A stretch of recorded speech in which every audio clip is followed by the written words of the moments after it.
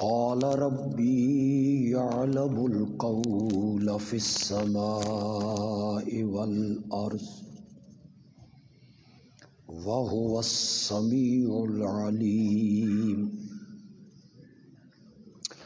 بل قالوا أضغاث أحلام بل افتراه بل هو شاعر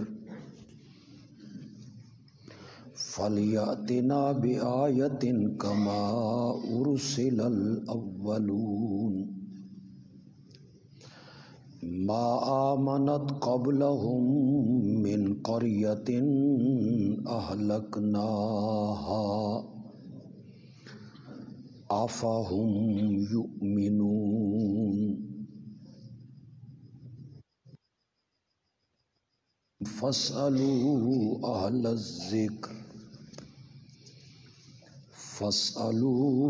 أَهْلَ الذِّكْرِ إِن كُنتُمْ لَا تَعْلَمُونَ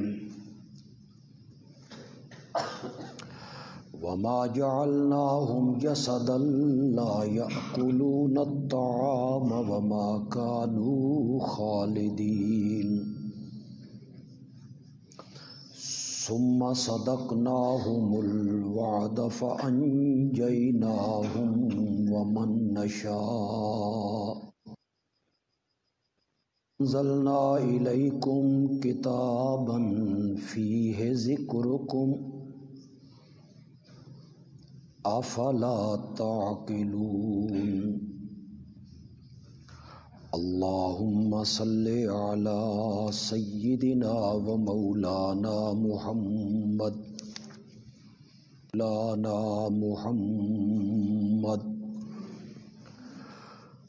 وبارك وسلم ثم صل عليه.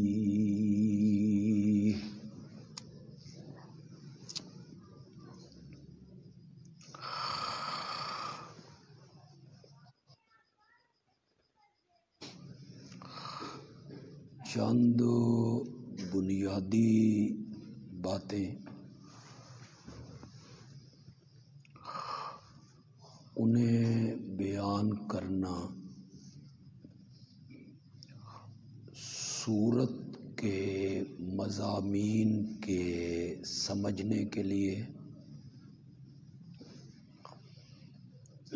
انتہائی ضروری ہے.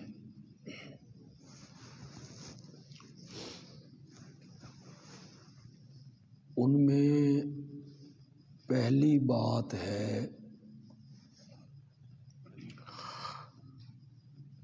کہ اس سورت کو سورت طٰہٰ کے بعد جگہ کیوں ملی؟ پچھلی سورت کے ساتھ ربط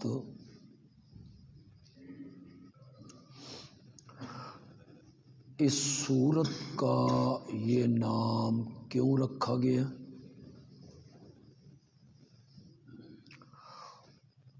اور اس سورت میں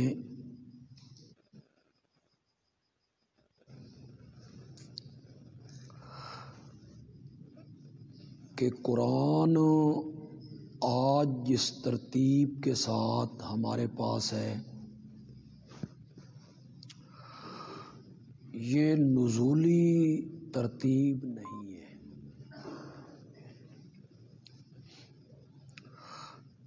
نازل قرآن اس ترتیب کے ساتھ نہیں ہوا.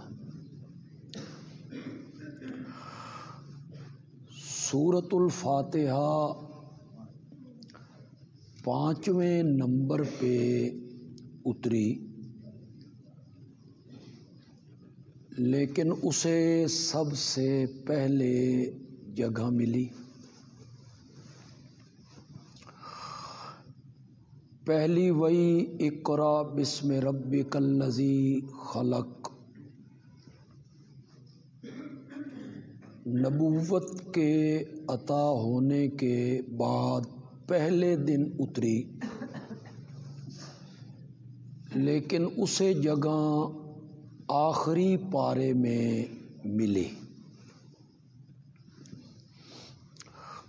ترتیب نزولی تو نہیں ہے،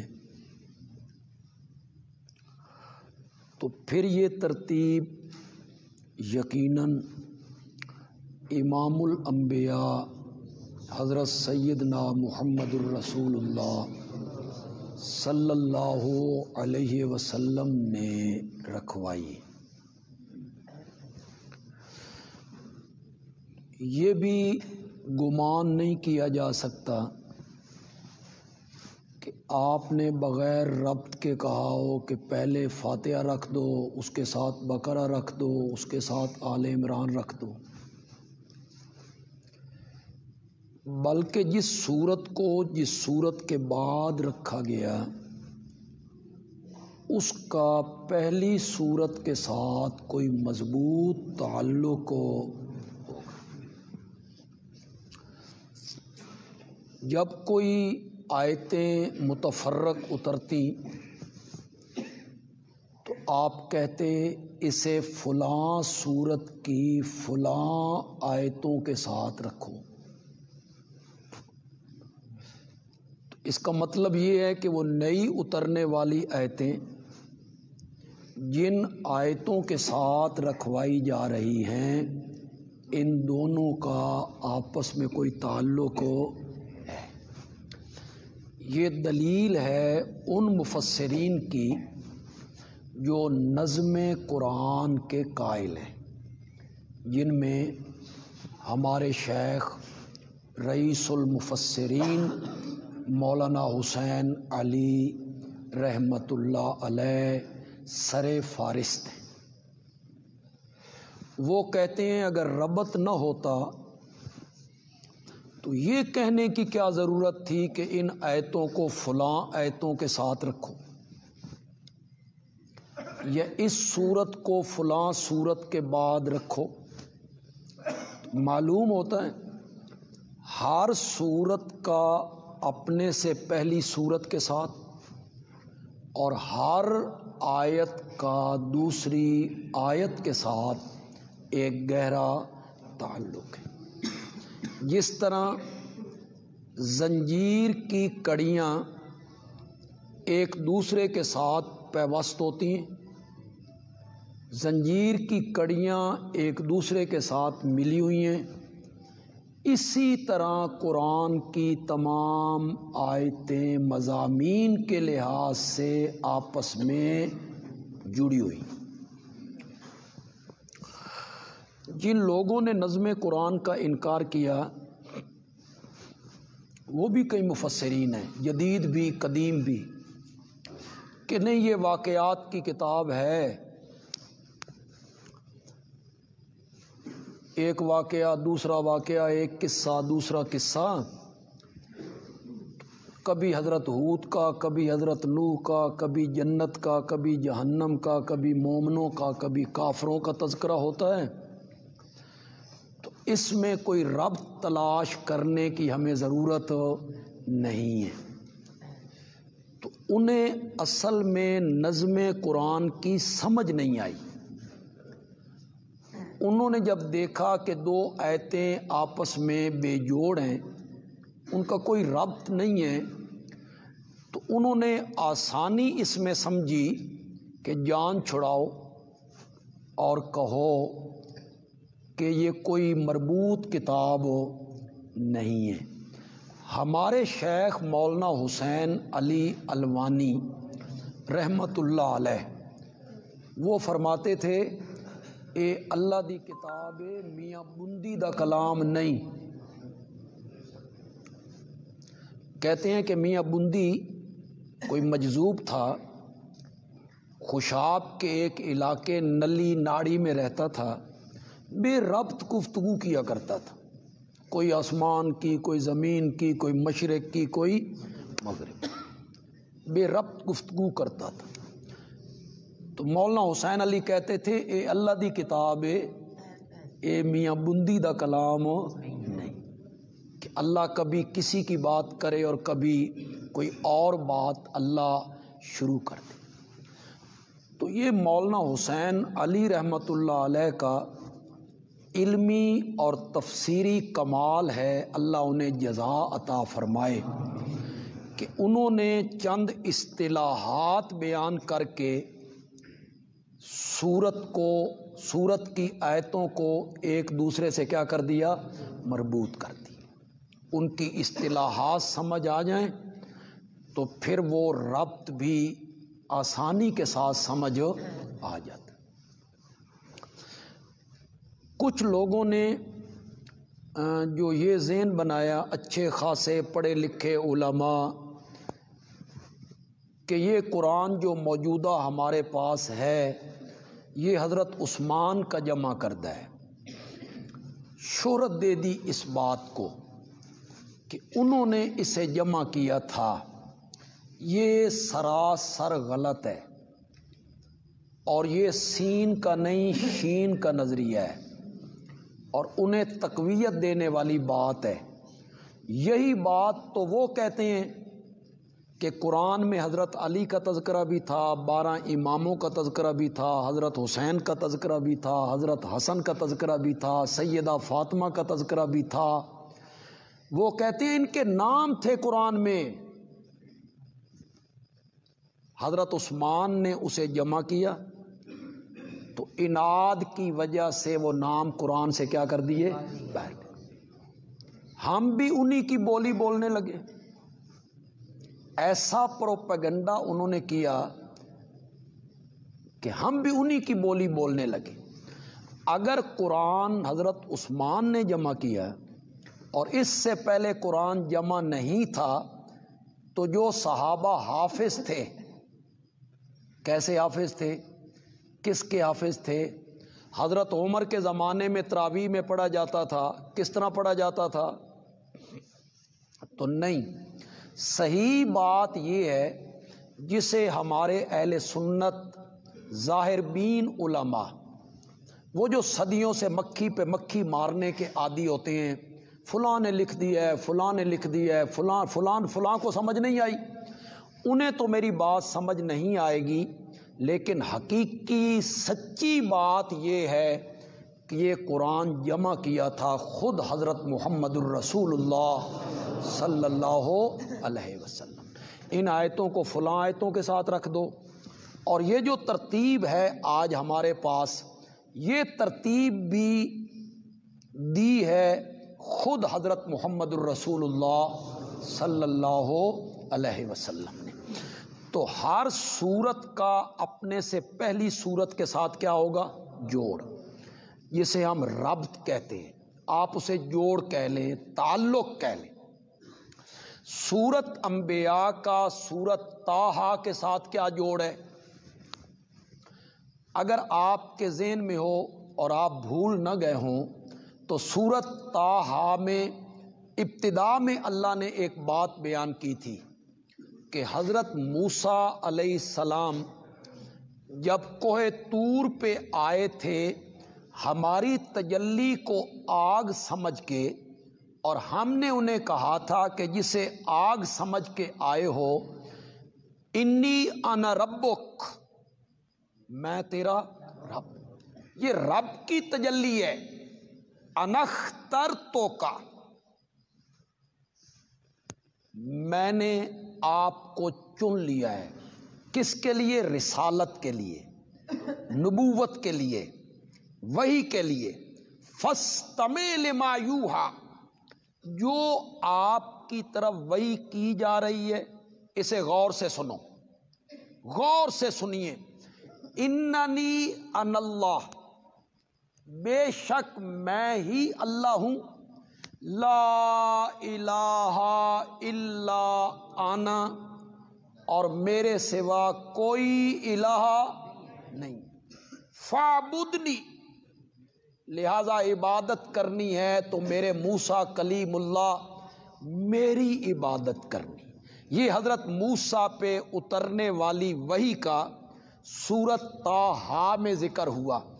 اب سورت انبیاء میں اللہ کہیں گے ترقی کر کے کہ صرف حضرت موسیٰ نہیں، جتنے رسول اور نبی ہم نے آپ سے پہلے بھیجے تھے، ہر نبی کی طرف ہم نے یہی وحی کی تھی، لا الہ الا انت۔ یہ ربط ہے سورت انبیاء کا سورت طٰہٰ کے ساتھ۔ ذرا آیت نمبر 25 پہ آئیں، یہ صفحہ نمبر ہے 419۔ اس کا آواز تھوڑا سا گھٹائیں یار محمد خان، تھوڑا سا کم کر۔ 419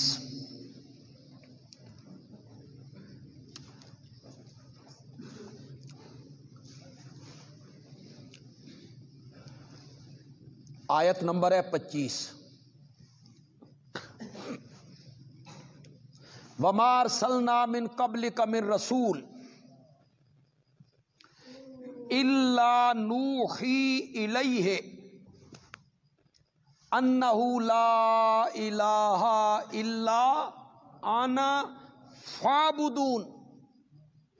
بالکل وہی لفظ ہیں جو حضرت موسیٰ کی طرف وہی اتری تھی، لا الہ الا انا فاعبدنی، میری عبادت کر۔ اور اب اللہ کہتے ہیں ہم نے آپ سے پہلے جتنے رسول بھیجے ان کی طرف یہی وحی کی تھی، لا الہ الا انا، میرے سوا الہ کوئی، فاعبدون، بس میری ہی عبادت کر۔ ہر نبی کی طرف یہی وحی آئی، اور اس سورت کا وجہ تسمیہ بھی یہی ہے۔ نام جو سورت کے رکھے گئے ہیں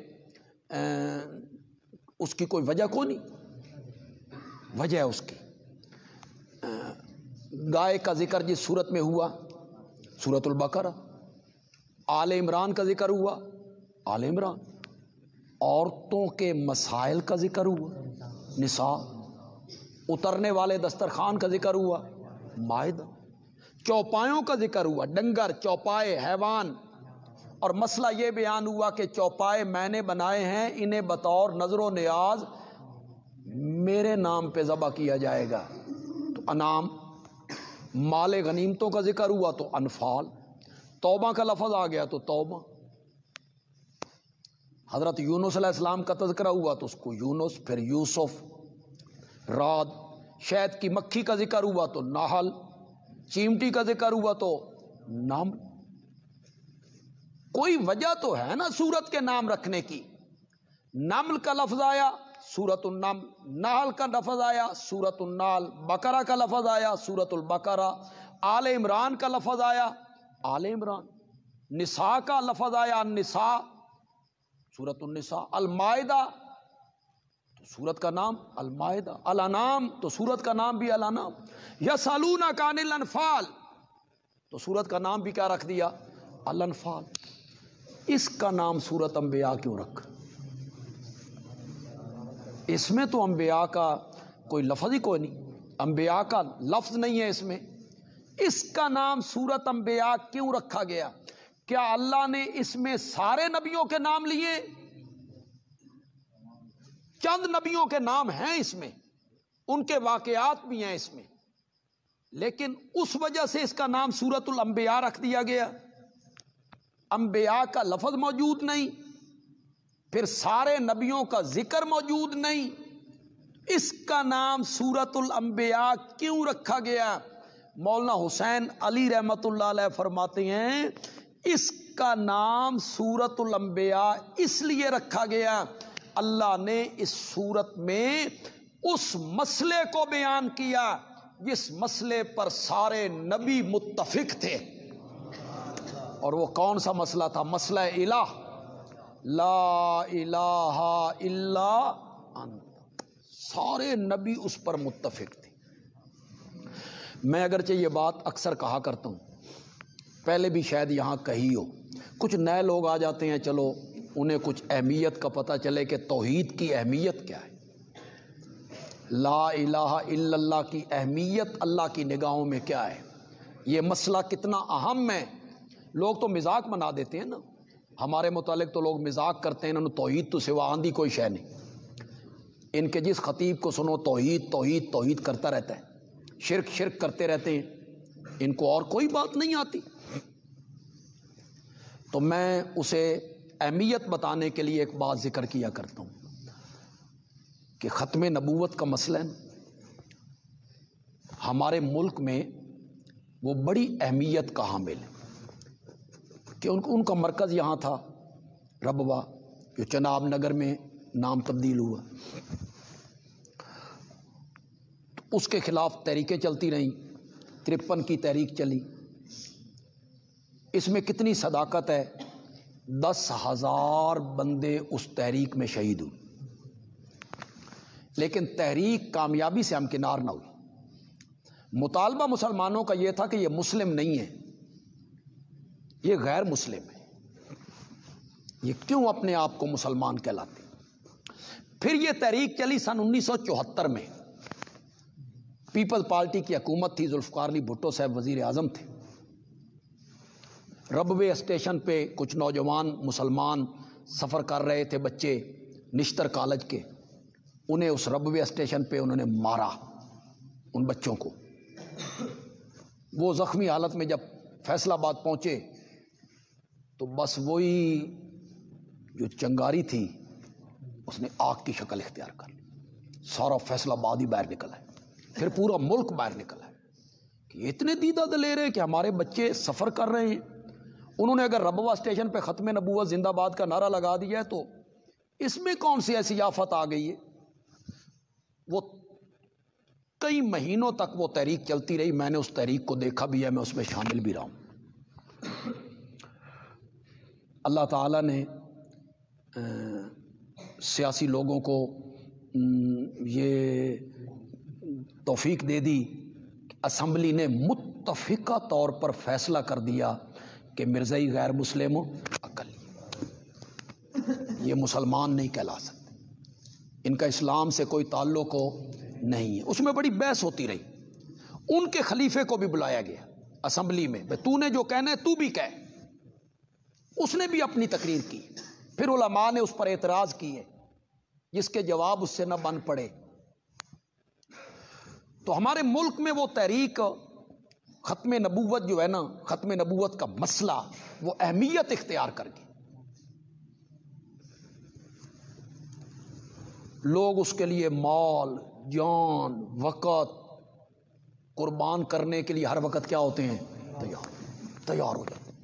پرواہ ہی نہیں لوگوں کو. ختم نبوت کا مسئلہ، جان کی کیا پرواہ.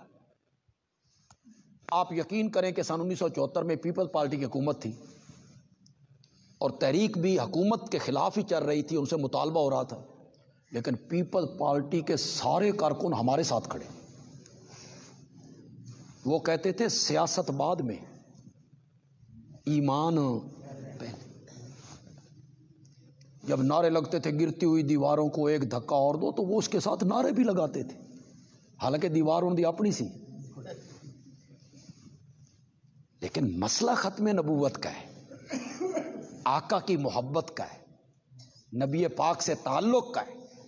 وہ ہر مسلمان والہانہ محبت کرتا ہے.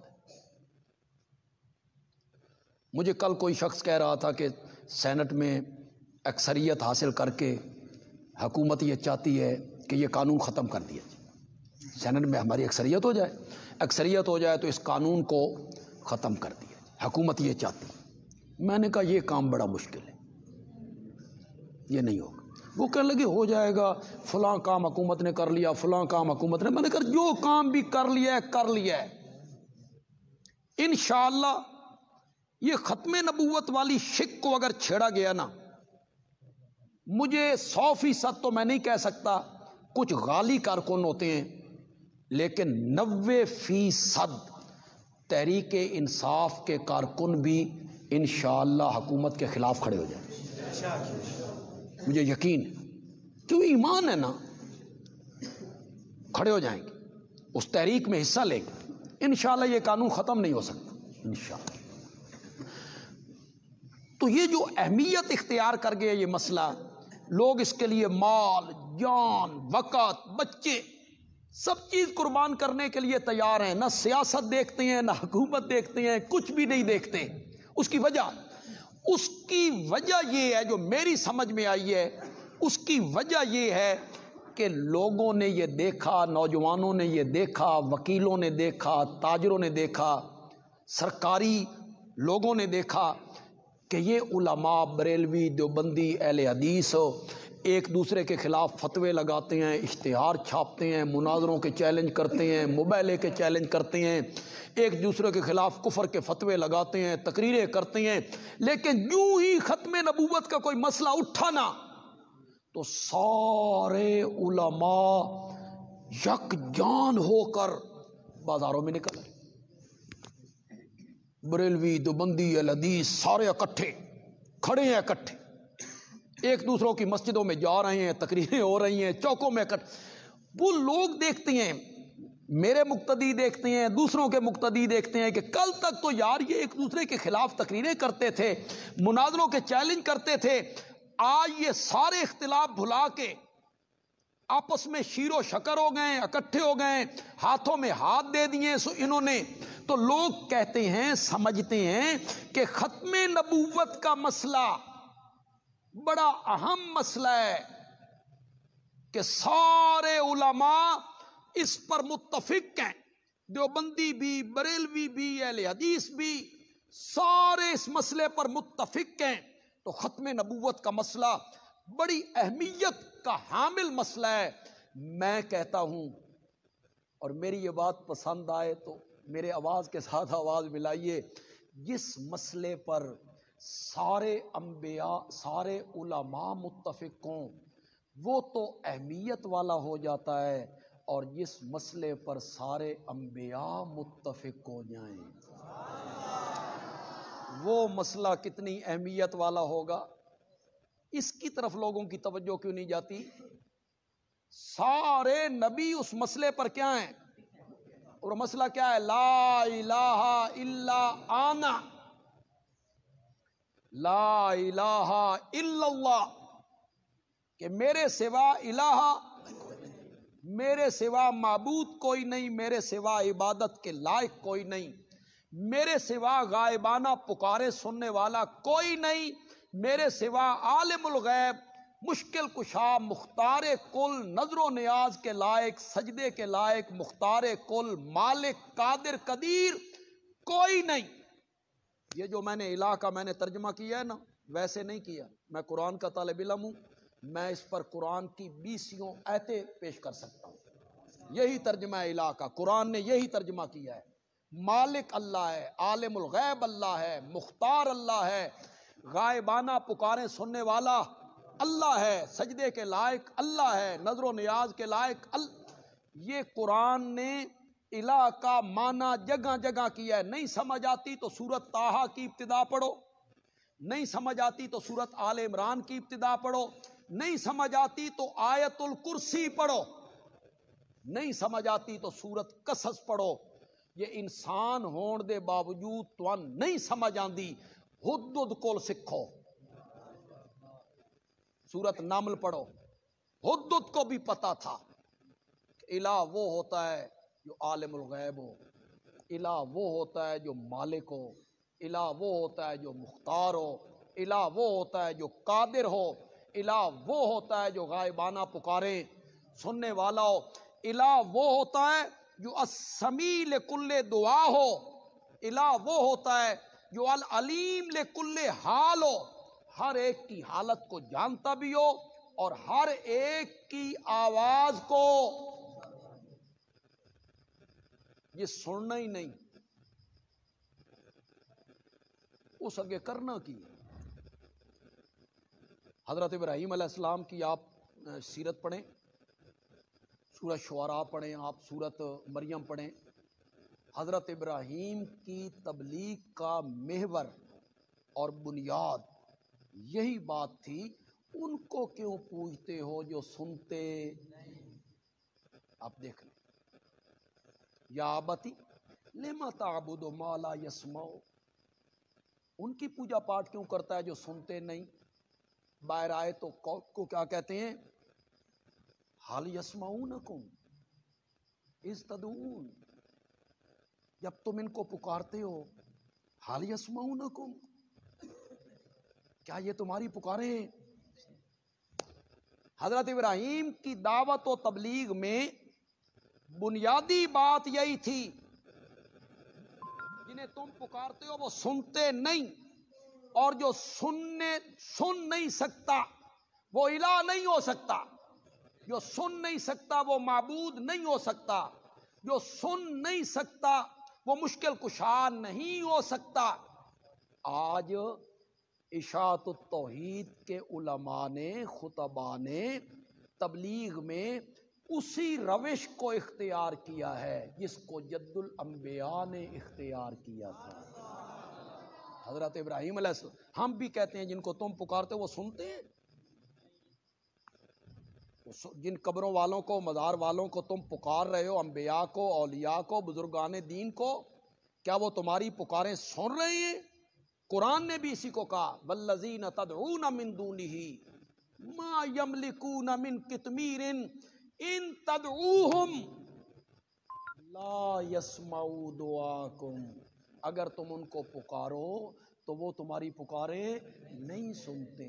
اتنے دور نیڑے دی گل ہی کوئی نہیں، دور سے تو نہیں سنتے، اور قبر کے اوپر آ کر پکارو، بلاؤ تو پھر وہ تمہاری سنتے۔ یہاں دور نزدیک کی کوئی بات نہیں ہے، قبر کے اندر ہے، منو مٹی ہے، 4 گز نیچے ہے، اگر وہ 4 گز نیچے نہ ہو، اوپر پڑا ہو، اس کے کان کے قریب بھی جا کے چیخو چلاؤ، جس پر موت آ گئی ہے وہ تمہاری کوئی بات سننے پر قادر نہیں، کوئی بات نہیں سن۔ تو وہ مسئلہ کتنا اہمیت کا حامل ہوگا، جس مسئلے پر سارے انبیاء کیا ہیں، پوری سورت کا نام رکھ دیا سورۃ الانبیاء۔ کیوں؟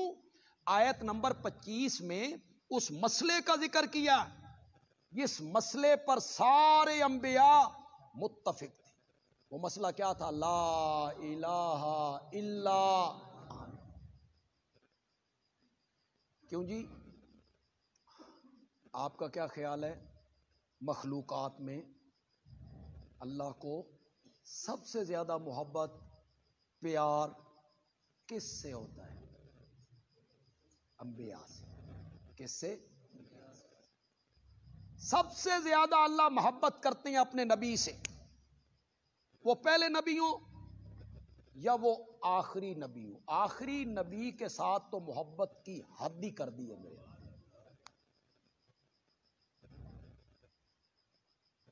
انبیاء اللہ کے محبوب ہوتے، اللہ ان سے محبت کرتے۔ تو آپ تاریخ عالم نہیں پڑھتے؟ قرآن آپ دیکھیں، اس سے ہٹ کے تاریخ عالم دیکھیں، کیا انبیاء کو دعوت و تبلیغ کی پاداش میں نہیں ستایا گیا،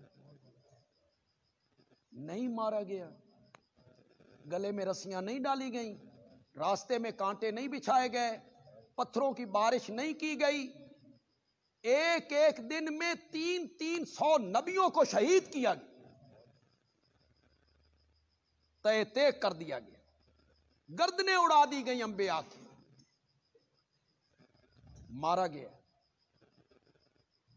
تم نہیں پڑھتے ہو نبی اکرم صلی اللہ علیہ وسلم، پتھروں کی بارش ہو رہی ہے، خون کے فوارے چھوٹ رہے ہیں،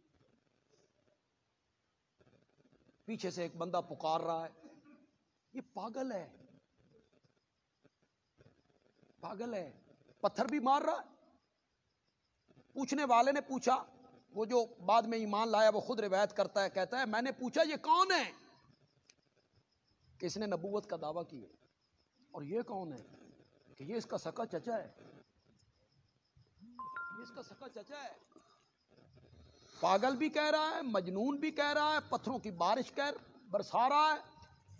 آخر میں نبی پاک زخموں سے چور ہو کر بیٹھ گئے۔ وہ کہتا ہے پھر میں نے دیکھا کہ ایک بچی بھاگتی ہوئی آئی، اس کے ہاتھ میں پانی کا پیالہ تھا، وہ بابا بابا کر کے اس شخص کے ساتھ لپٹ گئی اور اس نے پانی پیش کیا، اور اس نبوت کے مدعی نے کلی کی، اندر سے خون بہہ رہا۔ اور بیٹی جب رونے لگی وہ کہنے لگا بیٹی پریشان نہ ہو، وہ عنقریب تیرے بابا کی مشکلات ختم ہونے والی، خاک و خون میں تڑپایا گیا، گلیوں میں پتھروں کی بارش ہوئی۔ حضرت حمزہ رضی اللہ تعالی عنہ مسلمان نہیں ہوئے تھے، میں نے ان کا مکان بھی مکے میں دیکھا ہے، مسفلے محلے میں تھا، اور اس جگہ پہ تھی مسجد حمزہ، اس مسجد کا نام بھی کیا تھا؟ مسجد حمزہ۔ تو ان کی لونڈی نے دیکھا، ابو جہل نے پہلے نبی پاک کو مجنون برا بھلا کہا، پھر پتھر مارا، زخمی ہوئے، بیٹھ گئے، زخم پہ ہاتھ رکھا، کوئی پوچھنے والا نہیں۔ لونڈی واپس گئی، حضرت حمزہ شکار پہ گئے ہوئے تھے، واپس پلٹے تو کہنے لگی عقیدہ مذہب اپنا اپنا ہوتا ہے، لیکن آج جو میں نے تیرے بھتیجے کی بے بسی دیکھی ہے نا، وہ مجھ سے نہیں دیکھی گئی کہ حمزہ کا بھتیجا اور اتنی بے بسی، پوچھنے والا کوئی نہیں، مرم پٹی کرنے والا کوئی نہیں۔ حضرت حمزہ گھر سے نکلے، ابو جہل کے پاس پہنچے، بدلہ چکایا، ابھی مسلمان نہیں ہوئے، اور نبی پاک کے پاس آئے، کہا بھتیجے خوش ہو جا، میں تیرا بدلہ اتار آیا ہوں، ابو جہل نے جو کچھ آج کیا میں تیرا بدلہ اتار آیا ہوں۔ میرے آقا نے فرمایا چچا بدلوں سے خوش کرتے ہو؟ میں بدلے سے خوش نہیں ہوتا۔ کہتا ہے آج تمہیں خوش کر کے جانا ہے، بولو کیسے خوش ہوتے ہو؟ آپ نے فرمایا میں خوش تب ہوں گا جب تم میرا کلمہ پڑھو۔ انہوں نے کلمہ پڑھا، یہ ان کے ایمان لانے کی وجہ لکھی گئی ہے۔ اتنی بے بسی، کون ہے یہ مار کھانے والا؟ رب کا محبوب ہے، رب کا محبوب ہے، تے محبوب نو مار پوندی پئی ہوئے نا تو سچا محب وہی ہوتا ہے جو دیکھتا رہے۔ محبوب کو مار پڑ رہی ہو نا تو سچا محب وہ ہے جو دیکھتا رہے کہ کھانے دو مار۔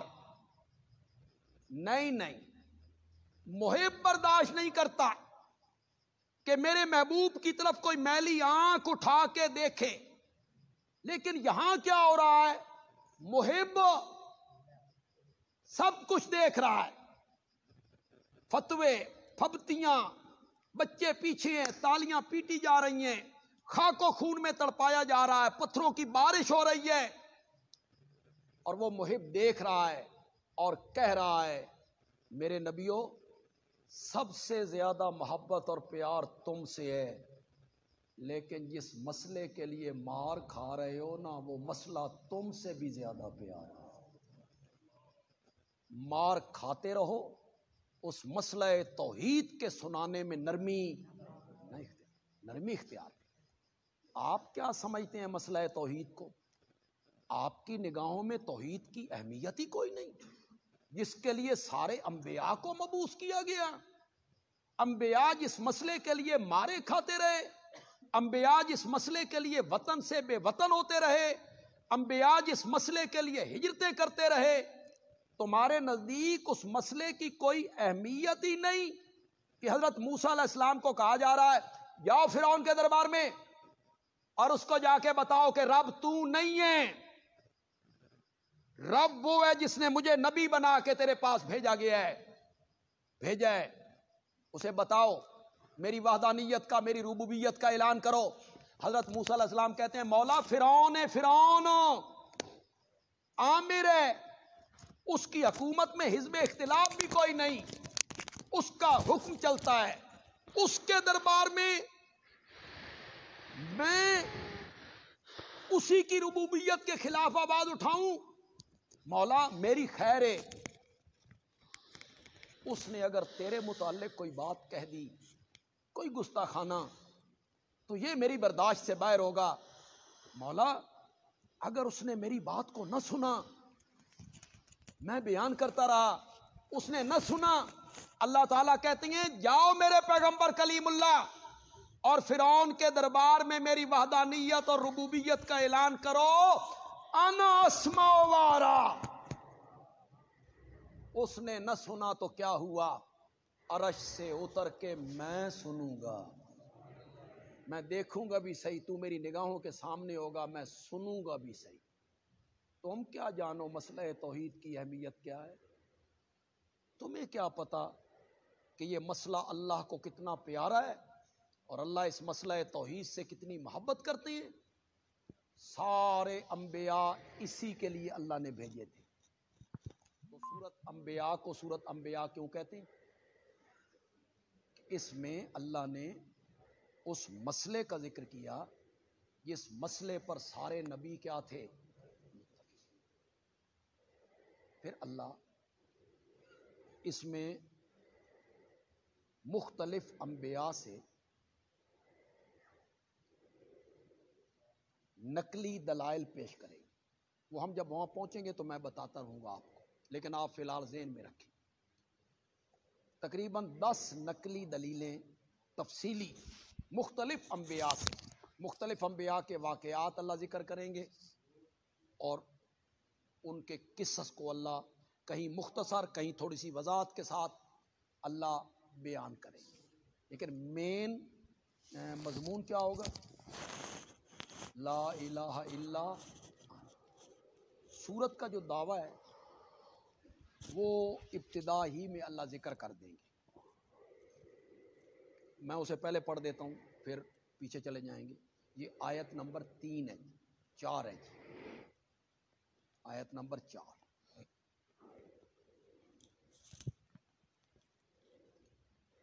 یہ سورت کا دعویٰ ہے۔ قال، اس نے کہا،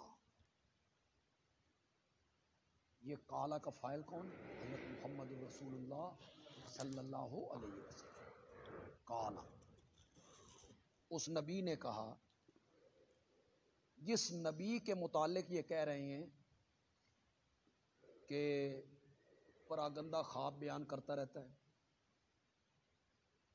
اللہ پر افتراء کرتا رہتا ہے، شاعر ہے، یہ میں آیت نمبر 5 کا ترجمہ میں نے کر دی ہے، شاعر ہے، ہماری طرح بشر ہے، انسان ہے، شادی کی ہے، بچے ہیں، کھاتا پیتا تھکتا سوتا جاگتا، بالکل ہماری طرح ہے۔ یہ سارے بکواس، یہ سارے الزام، یہ سارے بہتان، یہ ساری کاروائی اس نبی کے خلاف کیوں کرتے ہیں؟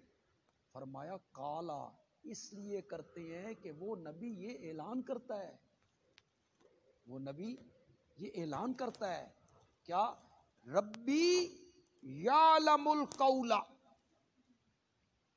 میرا رب جانتا ہے بات کو، فی السماء، وہ بات آسمانوں میں ہو، والارض، یا وہ بات، جو بات بھی آسمانوں میں کی جائے، جو بات بھی زمین میں کہیں کی جائے، اس بات کو وہی اللہ جانتا ہے، عالم الغیب وہی ہے، وَهُوَ السَّمِيعُ الْعَلِيمُ۔ میرے نبی کی مخالفت اس وجہ سے ہو رہی ہے، فتوے اس وجہ سے لگ رہے ہیں کہ میرا نبی کہتا ہے ہر ایک کی پکار کو سننے والا کون ہے؟ اس سے تکلیف ہو رہی ہے انہیں، اور ہر ایک کی حالت کو جاننے والا کون ہے؟ یہ سورت کا دعویٰ ہے۔ یا اسے اور طریقے سے بھی بیان کر سکتا ہوں، اللہ تعالیٰ کہتے ہیں اسر النجوہ، اسر النجوى الذین ظلموا، یہ میں آیت نمبر 3 پہ آ گیا ہوں۔ چپ کے مشورے کرتے ہیں ظالم، چھپ چھپ کے، یہ ظالم مشرک مکے کے کافر، یہ ظالم چھپ چھپ کے مشورے کرتے ہیں، اس کے ساتھ اس آیت کا تعلق ہے۔ اللہ تعالیٰ کہنا چاہتے ہیں میرے پیغمبر ان کو بتا، چھپ کے مشورے کرتے ہو تو ہمیں پتہ نہیں چلتا میرا رب جو ہے وہ تو زمین و آسمان کی ہر بات کو چھپ کے مشورہ کرو گے تو ہمیں پتہ نہیں چلے گا، تم چھپ کے بھی مشورہ کرو تو وہ ہمارے علم سے باہر نہیں ہے۔ کیوں؟ صرف تمہاری بات جو مکے میں تم کسی کمرے میں یا کسی غار میں چھپ کر میرے نبی کے خلاف مشورے کر رہے ہو، خفیہ تدبیریں کر رہے ہو، صرف یہ نہیں، وَهُوَ السَّمِيعُ العلیم، صرف تمہاری بات نہیں، پوری کائنات کے لوگوں کی باتوں کو سننے والا بھی وہی ہے، جاننے والا بھی۔ یہ اس سورت کا دعویٰ ہے۔ ابتدا کہاں سے کی جی سورت کی؟ تخویف سے، ڈراوا۔ اللہ مولانا حسین علی رحمۃ اللہ علیہ کی قبر کو منور فرمائے اور ان پہ رحمت کی برکھا اللہ برسائے۔ قرآن انہوں نے سمجھا جس طرح سمجھنے کا حق ہے، وہ نہ ہوتے، پھر ان کے شاگرد نہ ہوتے، ہمیں کون سمجھاتا، ہمیں کون پڑھاتا، اس رنگ میں کون پڑھاتا؟ مولانا حسین علی رحمۃ اللہ علیہ کہتے ہیں کہ صورتوں میں، ہر صورت میں اللہ تعالیٰ جگہ جگہ تخویف سناتی، ڈراوا ڈراوا۔ کبھی اس تخویف کا تعلق دنیا سے ہوتا ہے، یہی پکڑ لوں گا، اور کبھی اس تخویف کا تعلق ہو آخرت کے ساتھ۔ جانا کتھے جے؟ جو رویے تمہارے ہیں اور میرے دعوے کو تم تسلیم نہیں کر رہے ہو، تم نے جانا کہاں ہے؟ آنا تے میرے کو لیے نا، پھر آگے جہنم ہے، اس کے دیکھتے ہوئے انگارے ہیں۔ یہ اللہ تعالیٰ تخویف سنا، ڈراوا، تاکہ لوگ ڈر جائیں اور میرے دعوے کو تسلیم ہو۔ پھر اللہ خوشخبریاں سناتے ہیں، کبھی کبھی اللہ کٹھی سنا دیتے ہیں، تخویف بھی سنا دیتے ہیں، ساتھ بشارت بھی سنا دیتے ہیں کہ کچھ طبیعتیں خوشخبریاں سن کے مان جاتی ہیں، بشارتیں سن کے مان جاتی ہیں۔ اللہ نے سورت کے شروع میں تخویف سنا تاکہ آنے والی بات یہ قبول کریں، جو اس سورت میں بات بیان کرنا چاہتا ہوں اس کو یہ مانے۔ اقترب للناس حسابہم، لوگوں کے حساب کا وقت قریب آن پہنچا، وہم فی غفلۃ، اور وہ ہیں غفلت میں، مورزون، منہ موڑنے والے، وہ غفلت میں ہیں، اعراض کرنے والے۔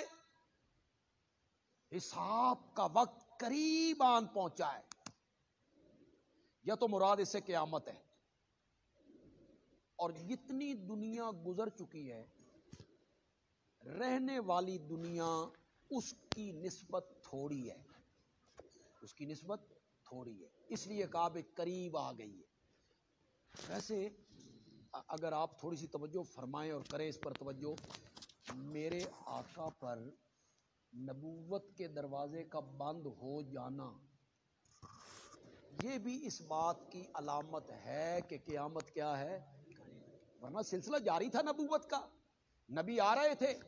میرے آقا پہ جو نبوت کا دروازہ بند کر دیا گیا تو یہ اشارہ ہے اس بات پر کہ اب یہ آخری نبی ہیں، اب قیامت کیا ہے، قریب۔